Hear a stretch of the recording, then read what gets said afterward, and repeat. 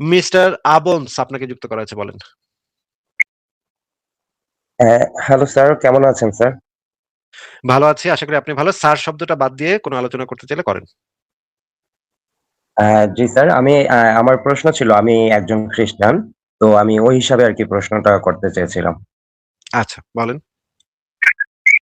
জি sir, আমরা তো actually sir যিশুকে শব্দটা বাদ আমরা দিয়ে আ যে মা স্যার শব্দটা বাদ দিয়ে একটু কথা আল্লাহর রাস্তায় মানে যিশুর বাস্তে স্যার শব্দটা বাদ দিয়ে কথা বলেন, হ্যাঁ? ওকে, ওকে, থ্যাংক ইউ।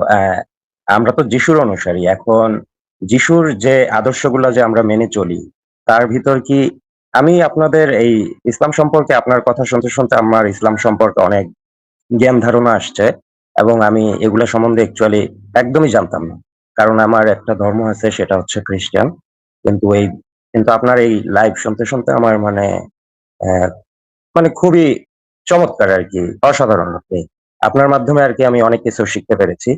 তো এখন আমিও একটা ধর্মের, যেহেতু আলাদা একটা ধর্মের, সেটা হচ্ছে সেটা হচ্ছে খ্রিস্টান। তো আমার আদর্শ হিসাবে আমরা যেটা শিখে আসছি সেটা হচ্ছে প্রটেস্ট্যান্ট খ্রিস্টান আমরা। তবে আমরা এটা আদর্শ হিসাবে জিসাস ক্রাইস্ট উনাকে আমরা মেনে আসছি এবং উনার আদর্শের ভিতর কি এরকম কি কোনো ত্রুটি বা এরকম কোনো খারাপ বা এরকম কোনো কিছু আছে কিনা? এটুকুই। আচ্ছা। ঠিক আছে। এবার আমরা তাহলে আমরা এই সংশয়.com এ ঢুকে যাই। সংশয়.com এ দেখেন খ্রিস্টানদের জন্য আলাদা সেকশন তৈরি করে রাখা আছে। যদিও খ্রিস্টানদের সাথে আমাদের মানে আলোচনা খুবই কম হয়। ব্যক্তিগতভাবে যদি আপনি জিজ্ঞেস করেন যে মোহাম্মদ এবং যিশুকে যদি তুলনা করতে আমাকে বলেন, তাহলে আমি বলব যে যিশু একজন মানুষ হিসেবে মুহাম্মদের থেকে অনেক ভালো ছিল। এই বিষয়ে কোনো সন্দেহ নাই। হ্যাঁ? ব্যক্তি মানুষ হিসেবে হ্যাঁ, যিশুকে আমি আমরা দার্শনিক হিসাবে আরকি মানে ব্যক্তি মানুষ হিসেবে আমি যিশুকে মুহাম্মদের থেকে অনেক বেটার হিউম্যান বিং বলে মনে করি। এই বিষয়ে কোনো সন্দেহ নাই যে যিশু ব্যক্তি মানুষ হিসেবে মুহাম্মদের থেকে অনেক ভালো মানুষ ছিল। কিন্তু যিশুর যে বিধান, সেই বিধানগুলা কেমন সেটাতে যদি আপনি যান, খ্রিস্টান ধর্মের যিশু সেখানে যদি আপনি যান, যিশু বলেছে যে দেখেন বাইবেলের যে ভার্স আছে, বাইবেলের ভার্সটা আমি একটু পড়ে শোনাই। বাইবেলে যেটা বলা হয়েছে, যিশু বলেছে, "ভেবো না যে আমি মসির বিধি ব্যবস্থা ও ভাববাদীদের শিক্ষা ধ্বংস করতে এসেছি। আমি তা ধ্বংস করতে আসিনি, বরং তা পূর্ণ করতেই এসেছি। আকাশ ও পৃথিবী লোপ না হওয়া পর্যন্ত বিধি ব্যবস্থার বিন্দু বিসর্গ লোপ হবে না। বিধি ব্যবস্থার সবই পূর্ণ হবে। তাই কেউ যদি এসব আদেশের মধ্যে অতি সামান্য আদেশ অমান্য করে আর অপরকে তা শিক্ষা দেয়, তবে সে স্বর্গরাজ্য থেকে তুচ্ছ বলে গণ্য হবে।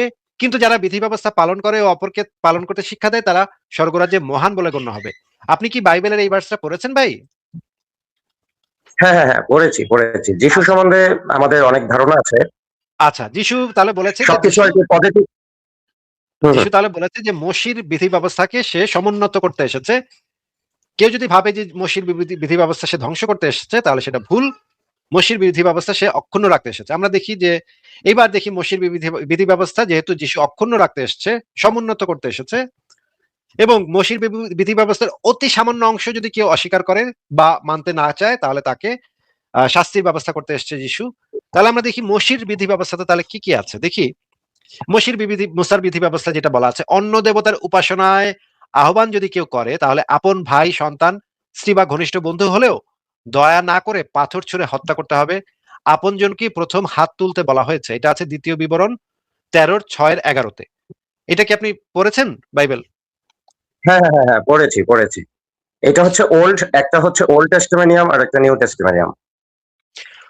আমি আপনাকে যেটা বলেছি যে নিউ টেস্টামেন্টে যিশু বলেছে যে সে ওল্ড টেস্টামেন্টে যে মুসার বিধান আছে সেই বিধানটাকে প্রতিষ্ঠা করতে এসেছে। যেই ভার্সটা আমি প্রথমেই আপনাকে দেখালাম, তাই না? হ্যাঁ। তার মানে যিশু তো এটা মসির তো বিধি অবশ্যই। ব্যবস্থাকে অ্যাপ্রুভ করেছে এবং সেটাকে সে সমাজে বাস্তবায়ন করার জন্য বলে গেছে নাকি? হ্যাঁ, এটা তো ঠিকই। এইখানে তাহলে আরকি বোঝা যাচ্ছে যে এটাও তাহলে মসির বিধি ব্যবস্থাতে ভুল আছে, আরকি। মসির মুসার বিধি ব্যবস্থাতে যেটা আছে সেটাই তো যিশু সমর্থন করেছে। মসির বিধি ব্যবস্থাটাই তো এখন আমরা দেখতেছি যে মসির বিধি ব্যবস্থাতে দাস প্রথা আছে, তারপরে মানে কাফেরদেরকে কতল করার কথা বলা আছে, আক্রমণাত্মক জিহাদের কথা বলা আছে। ইসলামের যত খারাপ জিনিসগুলা সেগুলো সবই মসির বিধি ব্যবস্থাতে আছে। এইগুলাকে তো যীশু খ্রিস্ট সমর্থন হুম, করেছে। হুম। এই যে দেখেন এই যে দেখেন যিশু বলেছে যে ভেবো না যে আমি মসির বিধি ব্যবস্থা ভাববাদীদের শিক্ষা ধ্বংস করতে এসেছি, আমি তা ধ্বংস করতে আসিনি বরং তা পূর্ণ করতে এসেছি। আকাশ ও পৃথিবী লোপ না হওয়া পর্যন্ত বিধি ব্যবস্থার মানে মসির বিধি ব্যবস্থার বিন্দু বিসর্গ লোপ হবে না, বিধি ব্যবস্থা সবই পূর্ণ হবে। মানে মসির বিধি ব্যবস্থা সবই সে পূর্ণ করতে এসেছে যিশু।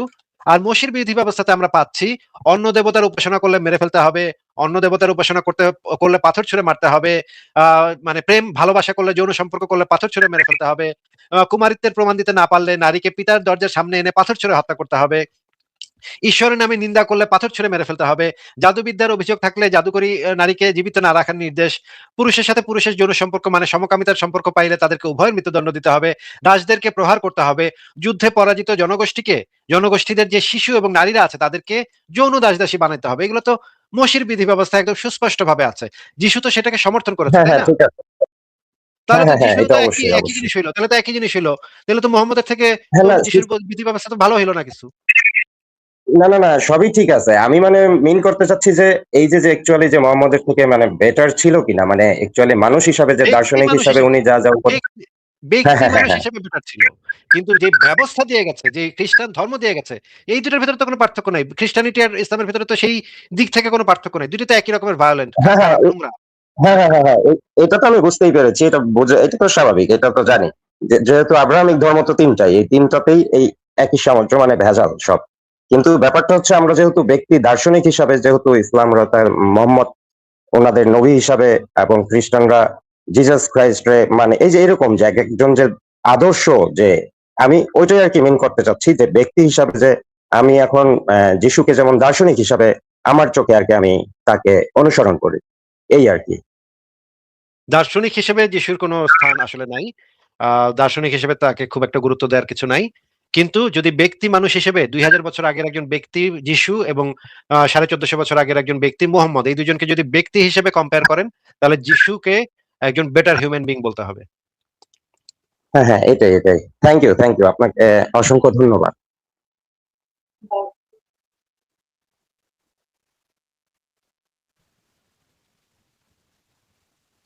বিদায় দিব আপনাকে? আচ্ছা, ওনার কথা শোনা যাচ্ছে না আর। ঠিক আছে, তাহলে আপনাকে বিদায় দিলাম। আবার কথা হবে নিশ্চয়ই, আপনি আবার আসবেন। আচ্ছা, ওনার মানে নেটওয়ার্ক বোধহয় প্রবলেম করতেছে। মোহাম্মদ হোসেইন ইসলাম আপনাকে যুক্ত করা হয়েছে। কি নাম? মোহাম্মদ হোসেইন ইসলাম জি, আপনাকে যুক্ত করা আসসালামু হয়েছে, আলাইকুম। বলেন। জি, আপনার আসসালামু উপরে আলাইকুম। শান্তি আচ্ছা, বর্ষিত হোক, শুনতে বলেন। পাচ্ছেন? হ্যাঁ, শুনতে জি, পাচ্ছি, বলেন। আমি সরাসরি প্রশ্নে চলে যাই। আমি দেখছি নবী মোহাম্মদ সাল্লাল্লাহু আলাইহি ওয়াসাল্লামকে নিয়ে অনেক কথাই বলছেন, অনেক অভিযোগ দিচ্ছেন। তো আমার কথা হচ্ছে যে নবী মোহাম্মদ সাল্লাল্লাহু আলাইহি একটু ওয়াসাল্লাম কি যে জোরে কাজটা বলা যায়? করেছেন, আপনার কথা কি একটু জোরে বলা যায়? জি, আপনার আমি অনেক আস্তে বলছি শোনা যাচ্ছে। যে রাসূল সাল্লাল্লাহু আলাইহি ওয়াসাল্লামকে নিয়ে যে কথাগুলো বলছেন যে সে ৬ বছরের শিশুকে বিয়ে করেছে বা ইত্যাদি এরকম আরো অনেক মানে কাজ যেগুলিকে আপনারা হ্যাঁ, ৬ বছর বয়সে বিয়ে করেছে, ৯ বছর বয়সে যৌন সঙ্গম করেছে। সেই সময় মোহাম্মদের বয়স ছিল ৫২ বছর। জি, আমি বলতে চাচ্ছি যে এই বিষয়টা কি যে আপনারা খারাপভাবে দেখছেন, কিন্তু এটা যদি আল্লাহর হুকুম হয়ে থাকে, তাহলে তো তিনি আল্লাহর হুকুমই পালন করেছে, তাই না? এটা আল্লাহর হুকুম সে হোক আর মা কালীর হুকুম হোক আর বালসালের হুকুম হোক আর যে কারোর হুকুমই হোক, একটা কাজ যদি অন্যায় হয় তাহলে সেটা অন্যায় হয়। মনে করেন আমি আপনার বোনকে ধরে এনে রেপ করলাম এবং রেপ করার পরে বললাম যে এটা ডোনাল্ড ট্রাম্প আমাকে হুকুম দিয়েছে রেপ করতে। তখন কি সেই কাজটা নৈতিক কাজে পরিণত হবে ভাই? আল্লাহ তো সবকিছুর না, সৃষ্টিকর্তা, না, আমি সবকিছুর আপনাকে মালিক। যেটা জিজ্ঞেস করেছি সেটার উত্তর দেন। আমি যদি বলি যে ডোনাল্ড ট্রাম্প আমাকে বলেছেন এই কাজটা করতে, সেটা কি নৈতিক কাজে পরিণত হবে নাকি অনৈতিকই থাকবে কাজটা? না, সেটা নৈতিক হবে না। কোনো একটা সত্তা যদি আমাকে বলে এই কাজটা করতে, আমি যদি সেই কাজটা করি, সেই কাজটা যদি নৈতিক নাকি অনৈতিক এটার উপর নির্ভর করছে, নাকি কোন সত্তা আমাকে এই কাজটা করতে নির্দেশ দিচ্ছে সেটার উপরে নির্ভর করছে? জি, যিনি মহাবিশ্বের সৃষ্টিকর্তা, সবকিছুর মালিক, অবশ্যই মহাবিশ্বের তিনি এটা সৃষ্টিকর্তা নাকি সৃষ্টিকর্তা না সেটা নিয়ে আলোচনাতে পরে যাব। মহাবিশ্বের সৃষ্টিকর্তাও যদি এটা বলে তাহলেও কাজটা অনৈতিকই থাকে। কাজটার কাজটা নৈতিক নাকি অনৈতিক শুধুমাত্র নির্ভর করে সেই কাজটা নৈতিক নাকি অনৈতিক তার উপরে। কে এই কাজটা করতে বলছে সেটার সাথে এটার কোনো সম্পর্কই থাকতে পারে না। কাজটা নৈতিক নাকি অনৈতিক সেইটা কে বলছে কাজটা করতে তার সাথে এটার কোনো বিন্দুমাত্র কোনো সম্পর্ক নাই। কাজটা শুধুমাত্র নৈতিক নাকি অনৈতিক সেইটার উপর নির্ভর করে কাজটা নৈতিক নাকি অনৈতিক। বুঝতে পেরেছেন ভাই? জি, বুঝতে পারছি। কে বলছে কাজটা করতে তার সাথে এটার বিন্দুমাত্র, এটা নৈতিকতার বিন্দুমাত্র কোনো সম্পর্ক নাই। মনে করেন চকচক নামক একজন কইছে আপনারা খুন করতে। চকচক বললেই কি আর না বললেই কি, আপনারা খুন করাটা যদি অনৈতিক হয় তাহলে খুন করাটা অনৈতিক। ঠিক আছে ভাই, এটা চকচক বলুক, পকপক বলুক, মকমক বলুক, আল্লাহ বলুক, পাল্লা বলুক, জাল্লা বলুক, কালী বলুক, শিব বলুক, জিউস বলুক, এখন যেই বলুক, কাজটা জি, যদি জি। অনৈতিক হয়, কাজটা যদি এখন অনৈতিক হয়, এই কথা জি। শুনে নেন, কথা ভালো করে মাথার ভিতরে ঢুকান আগে, কথার মাঝখানে শব্দ করেন না। সেটা যে সত্তাই বলুক না কেন, কাজটা যদি নৈতিক হয় কি অনৈতিক হয়, এটা তো আমরা কে বলছে তার উপর ভিত্তি করে নির্ধারণ করি না। আমরা নির্ধারণ করি কাজটা নৈতিক নাকি অনৈতিক, সেটার উপরে আমরা নির্ধারণ করি। মনে করেন একজন হিন্দু এসে যদি আপনাকে বলে যে আপনার ছোট একটা বাচ্চা হয়েছে, সেই বাচ্চাটাকে নিয়ে সেই হিন্দুটা করছে কি মা কালীর উদ্দেশ্যে বলি দিছে, মাথাটা কেটে ফেলছে। তখন আপনি বললেন যে ভাই এই হিন্দু, তুমি আমার বাচ্চাটাকে এইভাবে জবাই করছো কেন? সে আপনাকে উত্তর দিল, ভাইয়া আমার মা কালী আমাকে স্বপ্নে নির্দেশ দিয়েছে যে মোহাম্মদ হোসেন ইসলামের পুত্রধনটাকে তুমি এক কপে খেচাং করে বলি দিয়ে দাও, এই জন্য আমি দিয়েছি। এই যুক্তিটা উপস্থাপন করলে আপনি কি তখন এটা বলবেন যে ওয়াও তোমার মা কালী বলেছে যেহেতু তাহলে তো ঠিকই বলেছে, তাহলে তো আমার বাচ্চাটাকে মেরে তুমি ঠিক কাজই করেছো, নৈতিক কাজ করেছো, এই নাও তোমাকে একটা পুরস্কার, একটা চুম্মা দিলাম তোমাকে। আপনি কি সেই হিন্দু ব্যক্তিকে এই জিনিসটা বলবেন ভাই?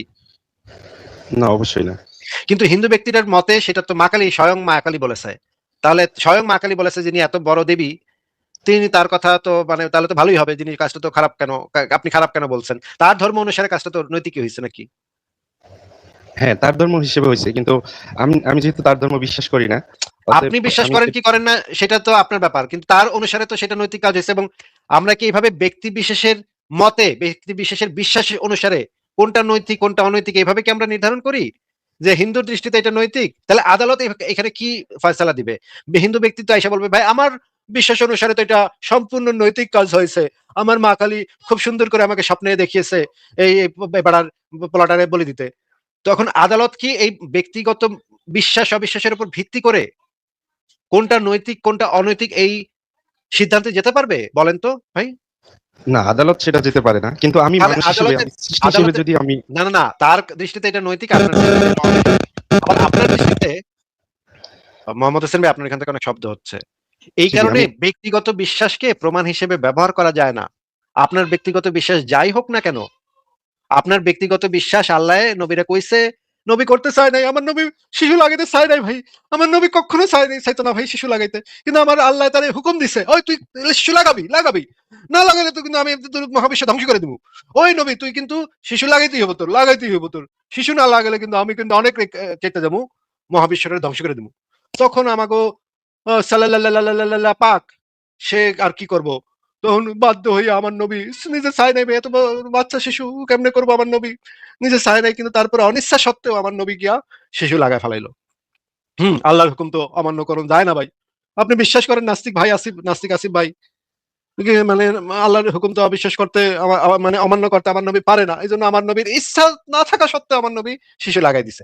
এইটা কি আপনি বলতে যাচ্ছেন যে আপনার নবীর ইচ্ছা ছিল না, কিন্তু যেহেতু এটা আল্লাহ কইছে শিশু লাগাইতে হইব, না লাগাইলে তুই যাবি কই, তোর একেবারে মানে নবীর থেকে বের করে দিব, আল্লাহর পর তুই নবী, তোরে আমি কইছি শিশু লাগাইতে, তুই লাগাবি লাগাবি না কে, আমি কইছি আল্লাহ তুই লাগাবি না কে, এই রকমের একটা ধমক দিচ্ছে আপনার আল্লাহ নবীরে। তখন আপনার নবী বাধ্য হইয়া গিয়া শিশু লাগানো শুরু করছে নাকি? আপনার নবী নিজে লাগাইতে চায়নি নাকি, কি করেন আপনি?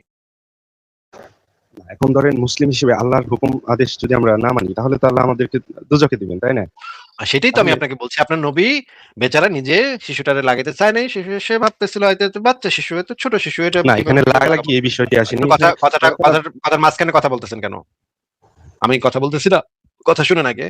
আপনার লুচ্চানো পেডোফাইল নবী সে বলতেছিল যে না আমি তো না আল্লাহ, আমি তো না লাগাবো না, কি বলো এগুলো, জি আল্লাহ আমি তো লাগাতে চাই না, জি আল্লাহ আমি তো লাগাবো না।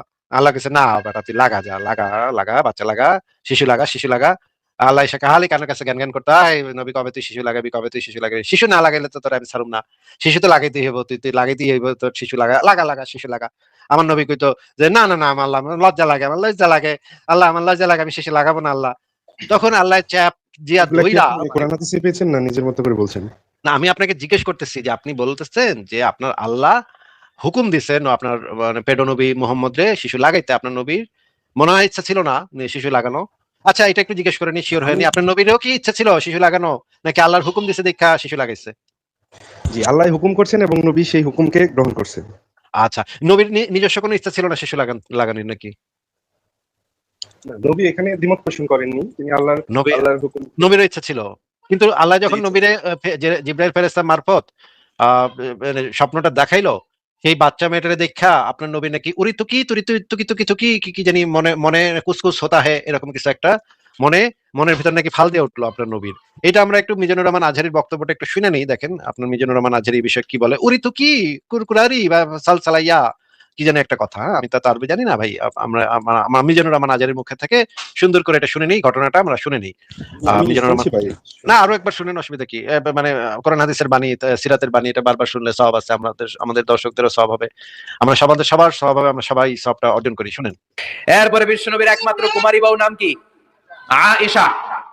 বিশ্বনবী বললেন উরি তুকি ফিল মানামি সালাসা লায়াল, আয়েশা বিয়ের আগে তোরে কিন্তু আমি 3 বার স্বপ্নে দেখছিলাম। সুবহানাল্লাহ কইবেন না? সুবহানাল্লাহ। বড্ড খুশি হয়ে গেলেন। আচ্ছা, এই বিয়ের আগে 3 বার স্বপ্ন দেখছিল ভাই। এই যে স্বপ্ন যখন দেখতেছিল তখন আয়েশার বয়স কত ছিল ভাই? হোসেন ভাই বলেন তো একটু। জি 6 বছর। 6 বছর না, 5.5 বছর। আচ্ছা, কারণ আরব দেশে যে চন্দ্র ক্যালেন্ডার, সেই চন্দ্র ক্যালেন্ডার কতদিনে হয় এটা জানেন আপনি? জি 360 দিনে। না 360 না, 353 54 দিন, 354 দিন ও বা আচ্ছা, 355 দিন। ঠিক আছে, আমার সঠিক মানে জানা হচ্ছে নেই। কাউন্ট করলে দেখা যায় যে 6 বছর হয় না, 5.5 বছর হয়। আয়েশার বয়স তখন ছিল 5.5 বছর। কারণ আমাদের ক্যালেন্ডার এবং এই যে মানে আরব দেশে সেই সময়ের ক্যালেন্ডার ভিন্ন ছিল, এই কারণে কয়েকদিনের বেশ কম হয়। এই 5.5 বছরের একটা বাচ্চা মেয়েরে, আপনার নবীর বয়স তখন কত ছিল মোহাম্মদ হোসেন ভাই? 53 বছর। 49 49, তাই না? আচ্ছা। আচ্ছা, 49 বছর বয়সে, মানে আমার বয়স এখন জি 42। ভাই, আমার প্রশ্ন হলো যে তাহলে এটা যদি মানে খারাপ হতো বা হতো, তাহলে এটা তিনি খারাপ হতো না ভালো হতো সেটা, আবু সেই বকর আলোচনাতে আমরা পরে যাব। সেই বকর আলোচনাতে তার আমরা এখন মেয়েকে যাচ্ছি না কেন ভাই। বিয়ে দিবেন? সেই পিতা আলোচনাতে আমরা এখন হয়ে যাচ্ছি তার না। মেয়েকে তিনি বিয়ে সেই দিবেন। আলোচনাতে এখন আমরা যাচ্ছি না তো ভাই। সেই আলোচনাতে এখন আমরা যাচ্ছি না। আমরা শুধুমাত্র এইটুকুর ভিতরে আলোচনাতে আছি যে একটা 49 বছর বয়সী বুইড়া বেটা, আমার বয়স এখন 42, মানে আমার থেকেও 7 বছরের বড়, এরকমের একটা বেটা 5.5 বছরের একটা বাচ্চা মেয়েরে স্বপ্ন দেখতেছে। স্বপ্ন দেখার সময় বুইড়া স্বপ্ন তো আর খাটাসটা কেউ ইচ্ছে করে দেখতে পারে না। স্বপ্ন তো আল্লাহই দেখায়, তাই না? না, স্বপ্ন যদি মনের ভিতরে যদি এটা না থাকে, তাহলে তো আমারে যদি কেউ, আমি যদি একটা 5.5 বছরের বাচ্চা মেয়ের স্বপ্ন দেখি, আমি ভাববো যে আমি এই বাচ্চা মেয়েটা আমার মেয়ের মতো বা আমার নাতির মতো মনে করতে পারি। যদি আমার অনেক বছর আগে জন্ম হইতো তাহলে আমি ভাবতাম নাতির মতো। আর এখন যেহেতু আমার জন্ম এখন হয়েছে, সেহেতু আমি ভাববো যে এটা আমার মেয়ের মতো। এই মেয়েটার সাথে আমার ছেলেটার সাথে আমার মেয়েটা, এই মেয়েটা খেলতে পারবে, খুব সুন্দর খেলতে পারবে। আমি কোনোদিন কোনো ঘুণাক্ষরে আমার মাথায় এই কুচিন্তা কখনো আসবে না আমার মাথায় যে এই মেয়েরে আমি বিয়া করব। এটা তো ভাই অসম্ভব অবাস্তব ব্যাপার। একটা 5.5 বছরের মেয়েরে দেখে আমার মাথায় এরকমের ঘুণাক্ষরে মইরা গেল, আমার মানে কুত্তা দিয়া কামড়াই দিল, আমি আমি পাগলা কুত্তা আমার কামড়াইলো, আমি আমার মাথায় এই ধরনের চিন্তা কখনো মাথায় আসবে না। যদি আমি স্বপ্ন দেখি এরকম একটা বাচ্চা মেয়েরে, আমি ভাববো যে আমার ছেলেটার বন্ধু হইতে পারে। আচ্ছা, আমরা দেখি, আরো দেখি, কাহিনীটা দেখি কি হইলো। ফিল মানামি সালাসা লায়াল, আয়েশা বিয়ের আগে তোরে কিন্তু আমি 3 বার স্বপ্নে দেখছিলাম। সুবহানাল্লাহ কইবেন না? সুবহানাল্লাহ। বড্ড খুশি হয়ে গেলেন আয়েশা। এরপরে বললেন 3 বার স্বপ্ন দেখার পরে তোমার ব্যাপারে মনের মধ্যে কেমন কেমন যেন ভালো লাগে। তারপরে একটা ছোট্ট ও 3 বার স্বপ্ন দেখার পরে মনের ভিতরে কেমন কেমন ভালো লাগে ভাই। এটা আল্লাহ তো তখন হুকুম দেয় নাই বিয়া করতে, আল্লাহ খালি দেখাইছে, হুকুম তো এখনো আসে নাই। আল্লাহর নবীর মনের ভিতর কেমন কেমন ভালো লাগা লাগি শুরু হয়ে গেছে নাকি মোহাম্মদ হোসেন ভাই? জি, মানে আল্লাহ হুকুম দিবেন বলেই আগে থেকেই ভালো লাগা কাজ করছে। ও ভালো, তার মানে দুইটাই, মানে মোহাম্মদের দিল মে লাড্ডু ফুটা, বাচ্চা মেয়ে দেখে দিল মে লাড্ডু ফুটছে। না, না, আসিফ আল্লাহ ভাই, ওই দিক আমার থেকে, কথা হলো যে না আবু না, আমি বকর তাহলে আমার, কেন তার মেয়েকে বিয়ে দিবেন? আর আবু যদি বকর এটা তো প্রথমে দিতে চায় নাই, আবু বকর তো প্রথমে দিতে চায়নি, সেটা আমরা পরে আলোচনা করব। আবু বকর কেন দিছে? আবু বকর তো ছিল সবচেয়ে বড় বলদ। সে হচ্ছে যে মানে মেরাজের রাইতে মোহাম্মদ উম্মাহানের ঘর থেকে বাইরে মোহাম্মদ রে কইছে আমি মেরাজে গেছিলাম। উম্মাহানের ঘর থেকে বাইরে এই কথা বলার পরেও আবু বকর সবই বুঝছাও কয়, আমার নবী যেহেতু কইছে ঠিকই কইছে, সত্য কথা কইছে। তখন আবু বকর একটা খেতাব পাইছে, সিদ্দিক, আবু বকর সিদ্দিক, বিশ্বাসী। ঠিক আছে, মানে হচ্ছে আবু বকর এমনই বলদের বলদ, ওইটা যা কইতো মোহাম্মদ সেটাই বিশ্বাস করতেছে। হ্যাঁ, তো ওই ওই বলদের যে নিজের মেয়েরে দিয়ে দিব না, এটা তো এই দিয়ে দিব, এটাই তো খুবই স্বাভাবিক ব্যাপার। কিন্তু তারপরে এই আবু বকরেও প্রথম দফায় না করছিল, মানে মোহাম্মদরে না করছিল যে আপনি তো আমার ভাই হন, আপনি আমার মেয়েরে বিয়ে করতে আসছেন, আপনি তো আমার ভাই হন। এইটা সহিহ হাদিসের ভিতরে আছে, একটু পরে আপনাকে আমি দেখাবো। কিন্তু আমরা এই আলোচনাটা একটু শুনে নেই যে কি হলো মনের ভিতরে, উরিতু কি করছে নবীর, কুচকুচ হতা হয়েছে। আচ্ছা, আর একটু দেখি শুনি। তোমার ব্যাপারে মনের মধ্যে কেমন কেমন যেন ভালো লাগে। তারপরে একটা ছোট্ট কাগজের মধ্যে, জান্নাতি কাগজ, রেশমি কাপড়ের মধ্যে তোমার চেহারাটা এনে জিব্রাইল বললেন, দেখেন নবী কেমন লাগে? আমি কইলাম ভালো লাগে। কার মেয়ে? আপনার বন্ধু আবু বকরের মেয়ে, বিয়ে করবেন নাকি? বিশ্বনবী বললেন, ও জিব্রাইল, তুমি যদি ঘটক হও, আল্লাহ যদি হয় কাজী, আমি মোহাম্মদ বিয়েতে রাজি। সুবহানাল্লাহ পড়েন। আচ্ছা, এবার আমি আপনাকে একটু জিজ্ঞেস করি, মোহাম্মদ হোসেন ভাই, আপনি একটু আমাদেরকে বলেন তো যে আপনার বয়সটা কত? আনুমানিক, এক্সাক্ট বলতে হবে না, আনুমানিক বললেই হবে। জি, আমার বয়স এখন 26। 26 বছর। আপনি যদি 26 বছর বয়সে একটা 5.5 বছরের বাচ্চা মেয়ের স্বপ্ন দেখেন, আপনার মাথায় কি কখনো ঘুণাক্ষরে এটা আসবে যে এই মেয়েটার আমার বিয়ে করতে হবে, বা এই মেয়েটার প্রতি আমার কেমন কেমন ভালো লাগে, বিয়ে করতে মন চায়, এর সাথে আমার না রাত না, কাটাতে আমি মন চায়? আমি যদিও এই ব্যাপারে আগাবো না, না। আমি আপনি এটা এই চিন্তা ব্যাপারে করি কেন না। আগাবেন না? যদি স্বপ্ন দেখেন তাহলে তো আপনার মনে মানে উড়ি তুকি তুকি তুকি কুতি কুতি পুতি পুতি এগুলো কিছু হইব না? না না, মানে না, এটা আমার মা, ক্ষেত্রে হবে না। কেন হবে না?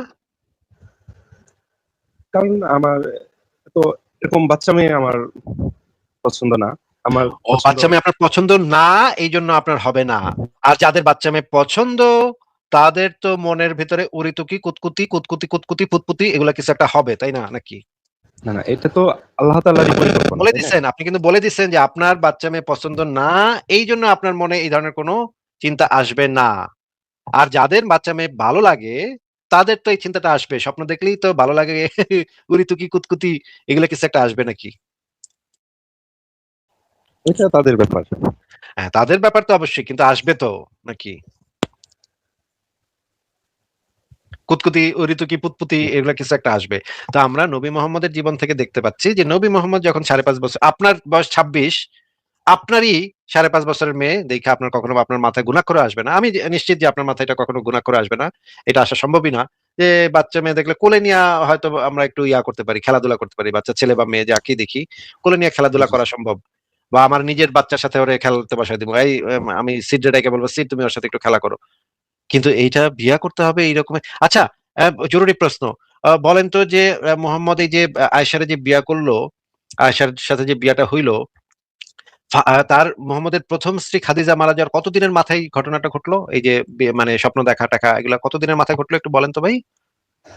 জি, এটা আমার সঠিক জানা নাই। আপনি আচ্ছা, সঠিক বল জানা নেই, ঠিক বলে আছে। আমি দিবেন। আপনাকে সরাসরি মানে রেফারেন্স থেকে দেখাচ্ছি যে এইটার ঘটনাটার ভিতরে ডিউরেশনটা কত ছিল, টাইমটা কত ছিল, সেটা আমরা একটু রেফারেন্স থেকে দেখে নিই। এইটা হচ্ছে এইটার নাম হচ্ছে, আমরা একটু বইটার নামটা বলে দিই। বইটার নাম হচ্ছে আসহাবে রাসূলের জীবন কথা, উম্মাহাতুল মুমিনিন মোহাম্মদ আব্দুল মাহবুদ, বাংলাদেশ ইসলামিক সেন্টার, পঞ্চম খণ্ড, পৃষ্ঠা নম্বর 39। এখানে আমরা দেখতে পাই যে এখানে একটা বর্ণনা আছে। বর্ণনাটা দেখা যাচ্ছে ভাই? জি, জি, আমি দেখতে পাচ্ছি। আচ্ছা, এখানে লেখা, অধিকাংশ গবেষকের সিদ্ধান্ত নির্ভরযোগ্য বর্ণনাসমূহের গরিষ্ঠ অংশ যা সমর্থন করে তা হলো, খাদিজা নবুয়তের 10ম বছরে হিজরতের 3 বছর পূর্বে রমজান মাসে ইন্তেকাল করেন এবং তার 1 মাস পরে শাওয়াল মাসে রাসূলুল্লাহ আয়েশাকে বিয়ে করেন।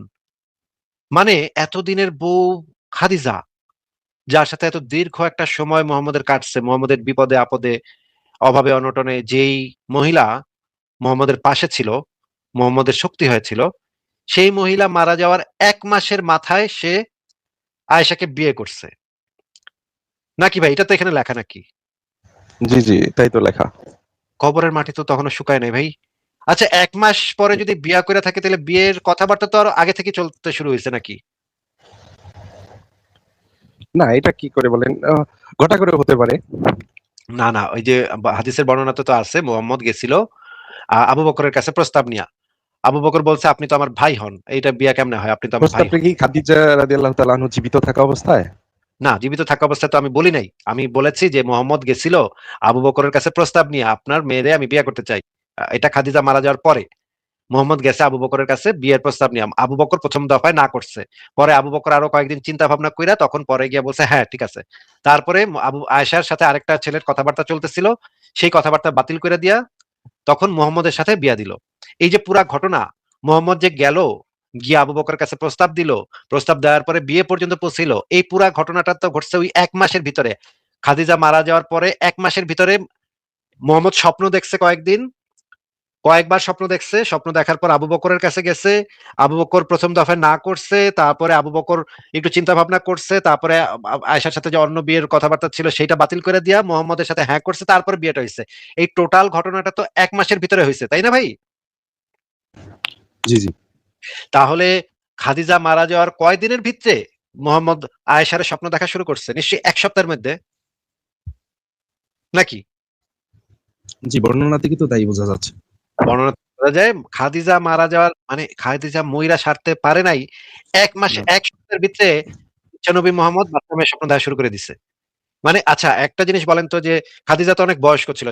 যখন মারা গেছিল তখন ৬২-৬৪ বছর বয়স ছিল। ৬২-৬৪ বছর বয়স আর মোহাম্মদের বয়স তখন ৪৯। একটু বলেন তো যে এ তো বুড়া মানে বউ থাকলে একটু তো হয়ে যায় নাকি? এটা তো বুঝিনি। আমি মানে ভাইঙ্গা বলতেছি না। খাদিজাকে আমি মানে অসম্মান করতে চাচ্ছি না। কিন্তু আপনি তো বুঝেন যে একটু বয়স্ক মহিলা হয়ে গেলে স্বামীদের একটু কচি, কচি ভাল লাগে নাকি? হ্যাঁ? বলেন? জি, জি, বুড়ি জি। এখন বুড়ি বউ-টউ থাকলে না ভাই, বুড়ি আসলে বউ-টউ আমি থাকলে যেটা তখন একটু টাইট টুইট চায় মানুষ নাকি? আপনার নবী একটু টাইট চাইতেছিল নাকি? ভাই, হ্যাঁ, বলেন? আমি তো শুরুতেই বলছি ভাই, এটা আল্লাহর হুকুম। আল্লাহর হুকুম তো বুঝলাম। কিন্তু এই যে এখানে যে ঘটনাটা ঘটতেছে আমি দেখতেছি ৬৪-৬৫ বছর বয়সী খাদিজা মরে গেছে। ১ সপ্তাহের ভিতরে আপনার নবী স্বপ্ন দেখা শুরু করে দিছে। একদম কচি মানে ৫.৫ বছর বয়সী আয়েশারে। কারণটা তো পরিষ্কার বোঝা আসলে যাচ্ছে যে আসলে আপনার কি নবী বলবো? তখন মানে নবী আপনার সাল্লাল্লাহু আলাইহি আপনার সাল্লাম আপ সম্পর্কে আপনার এভাবে শুনতে আসলে ভালো লাগে না। ঠিক আছে? আপনার নবীর তখন কারণ টাইট দরকার ছিল। আপনার নবীর তখন মানে টাইট খুঁজতেছিল। আপনার নবী যে একটা বাচ্চা মেয়ের স্বপ্ন দেখেই যে বুঝালাইলো এটারে বিয়া করণ লাগবো। আল্লাহ বিয়া করতে কইতেছে। আপনার নবীর যে তখন টাইট দরকার ছিল এটা তো বোঝাই যাচ্ছে ভাই। এটা তো লুকাছাপার কিছু নাই। ছি, ছি, ছি, ছি, ছি, ছি, ছি, ছি। মানে বউটা মইরা সারতে পারল না ১ সপ্তাহের ভিতরে স্বপ্ন দেখতে হইল নাকি বাচ্চা মেয়েরে। এইরকমের একটা খাড়াস হইলো আপনাদের নবী নাকি? আপনাদের আমার প্রশ্ন অনুসরণীয় অনুকরণীয় যে আদর্শ।